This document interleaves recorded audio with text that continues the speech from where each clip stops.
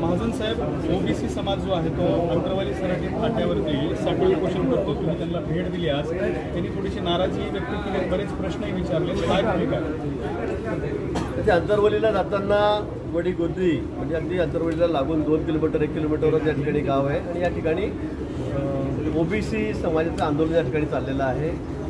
साखळी उपोषण त्यांचं या ठिकाणी चाललेलं आहे आणि मी त्यांना जाताना सांगितलं की मी येताना आपल्याला भेट देणार आहे आणि आम्ही या ठिकाणी आमचे मामा आहेत, मंत्री महोदय, आमचे दुसरे मंत्री कुठे गेले, सावंत साहेब, हां असू दे गाडी, ते आम्ही या ठिकाणी मुद्दाम यांना भेट दिली आणि आपल्या मनामध्ये जी खंत आहे ओबीसी समाजाच्या किंवा इथे जे उपोषण करते त्यांच्या की आमच्या आरक्षणावर कुठे गदा येते का, आमच्या अधिकारावर कुठे गदा येते का, मी त्यांना आश्वासित केलेलं आहे की शासनाची भूमिका अतिशय स्पष्ट आहे. ओबीसी आरक्षणाला धक्का न लागू देता आम्हाला मराठा समाजाला आरक्षण द्यायचं आहे. तुमचं आरक्षण 1% एकसुद्धा कुठल्या अंशाने कमी होणार नाही ही खात्री आम्ही त्यांना दिलेली आहे. वारंवार माननीय मुख्यमंत्री असतील, माननीय देवेंद्रजी असतील, माननीय अजितदादा यांनी सर्वांनी खात्री त्या ठिकाणी त्यांना दिलेली आहे आणि मी आश्वासित करतो आहे की आपल्या अधिकारावर कुठेही गदा त्या ठिकाणी येणार नाही.